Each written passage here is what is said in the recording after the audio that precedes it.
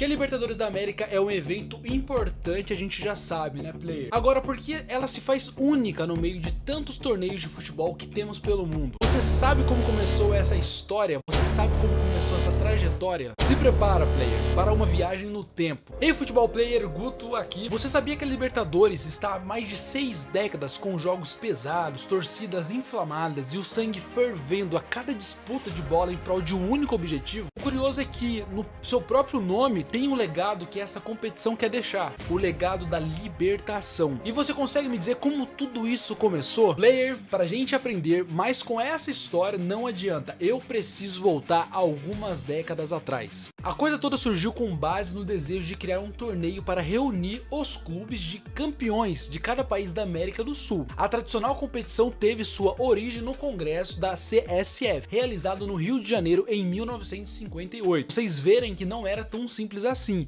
O primeiro jogo internacional fora das Ilhas Britânicas foi disputado em 1901 entre argentinos e uruguaios. Para você ter uma ideia, a FIFA só foi criada em 1904, meu querido, 3 anos depois.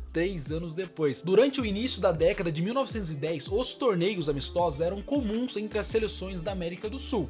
Ali foi o início de um campeonato sul-americano entre seleções que viria a se tornar a Copa América, que aconteceu em 1910, durante a comemoração do centenário da Revolução de Maio na Argentina. E olha que curioso, lá fora alguns países colocavam uma taça em jogo durante os seus confrontos. Então imagina que, por exemplo, foi o caso ali da Copa Newton, né, entre Argentina e Uruguai, que ocorreu em 1906, e o da Copa Roca, entre Argentina e Brasil, a partir de 1914. A primeira competição entre clubes de diferentes países foi a Copa da Competência, que reunia clubes como Argentina e Uruguai. Depois desses torneios entre seleções e clubes, a Confederação Sul-Americana de Futebol, a Conmebol, durante uma reunião com membros da FIFA, foi constituída.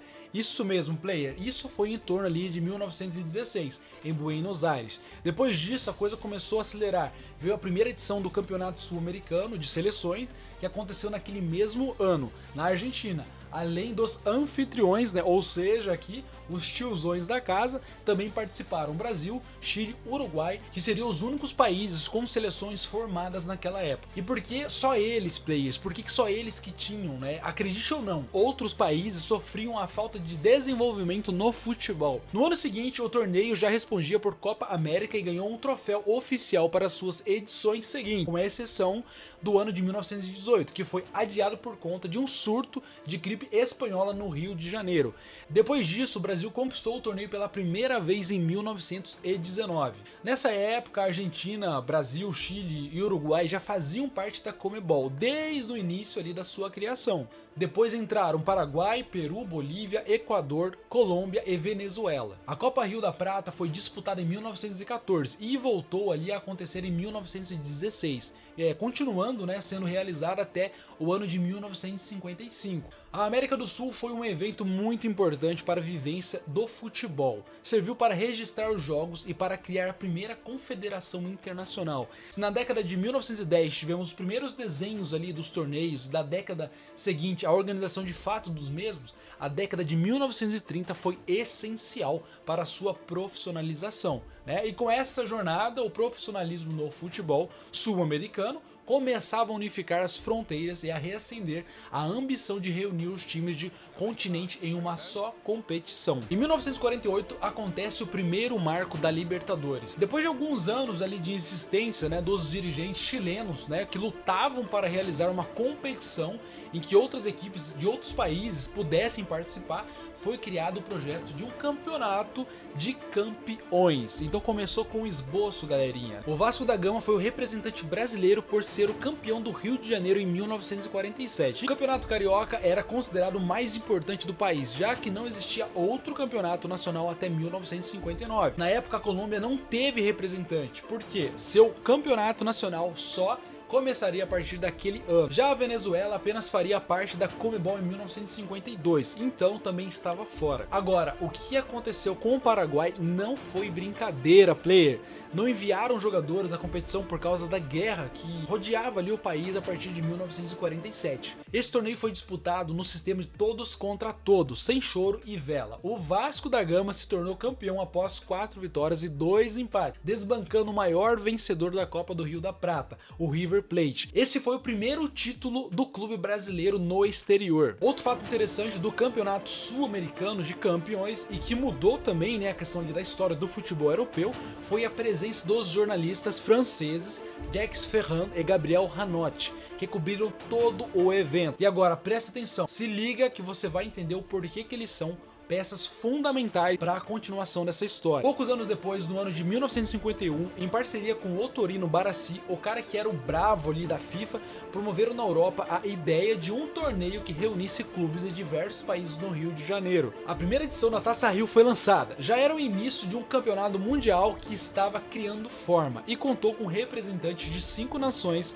europeias e 2 sul-americanas. E agora me diz uma coisa, quem venceu esse torneio? Sim, o Palmeiras. Os dois jornalistas ficaram entusiasmados com a ideia e com o sucesso de ter um campeonato entre clubes europeus. Olha só porque foram importantes. Posteriormente, Hanotti fez uma proposta de criar um torneio entre clubes do velho continente. Como ele era um cara muito influente nesse universo, a UEFA aceitou a sua sugestão, criando então em 1955 a Copa dos Campeões, que durou até 1991 e depois ela foi repaginada como Champions League. Mas nem tudo são flores. E estávamos diante da primeira crise no futebol. A Liga Pirata Colombiana, liderada por argentinos e uruguaios, enfraqueceu as demais ligas. Já não bastava ali mais, né, o profissionalismo para a libertação ao futebol. Na época, os argentinos e uruguaios lideraram aquela que seria a greve mais significativa da história da modalidade. Com o surgimento do campeonato colombiano profissional, a Liga Pirata do chamado Eldorado foi ampla.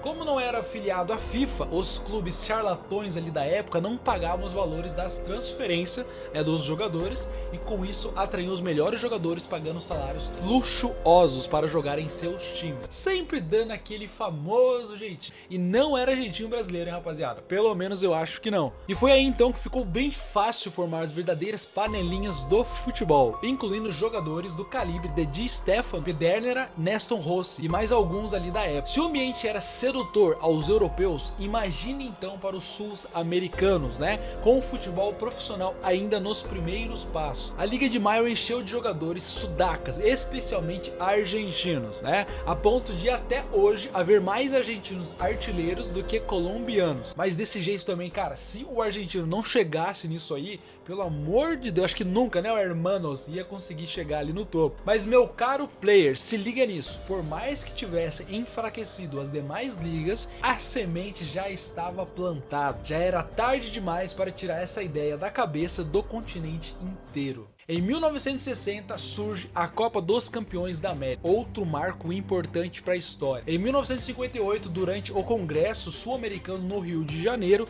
o secretário-geral da UEFA propôs organizar o confronto ali anual dos campeões da Europa e da América do Sul. Olha a coisa tomando forma, presta atenção, se liga nisso aqui. Nesse congresso também foi debatida a criação de um novo campeonato, né, o Sul-Americano, nos moldes de 1948, que teve o apoio de argentinos e brasileiros, fora os uruguaios, que foram os únicos ali que alegaram que isso prejudicaria a Copa América. Só deu eles ali na ocasião. Tivemos também outro marco ali que colaborou muito com a história, né, que foi o fim ali da patifaria realizada pelos clubes colombianos.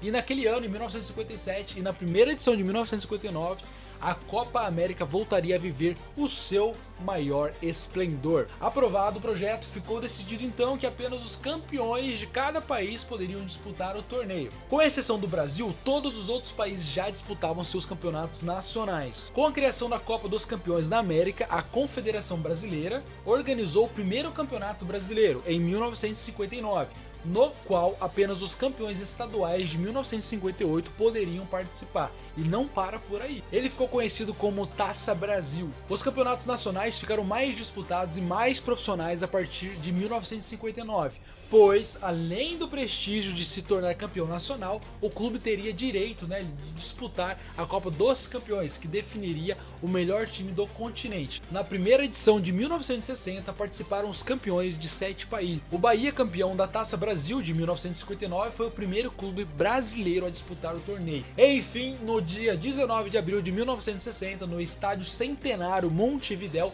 aconteceu o primeiro jogo da Copa dos Campeões, entre Penharol e Jorge Wilstermann, com vitória ali dos uruguaios por 7-1. Detalhe que o atacante, uruguaio Carlos Borges, foi o primeiro jogador a marcar um gol na competição aos 13 minutos do primeiro tempo. O nome com quem foi batizada a competição não homenageia uma instituição em si, como é comum ali de acontecer, mas sim o conjunto de líderes dos processos de independência dos países da América do Sul, Simón Bolívar, que colaboraram demais para construir essa história. E para quem não sabe, o termo Libertadores retrata o agarrar dos ideais da liberdade. Apesar de envolver ainda outros termos ali e objetivos abrangentes, os Libertadores se pautariam neste conceito. E o resto, meu caro player, é história.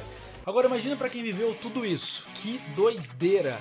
Já fiquei empolgado aqui e com certeza já vou fazer um próximo vídeo, e esse próximo vídeo pode ser o da Copa do Mundo. Presta atenção, acompanha o canal, se inscreve aqui, compartilha. Você gostou dessa história? Você curtia? Você conhecia? Eu acredito que, não sei, acho que não conhecia não, hein?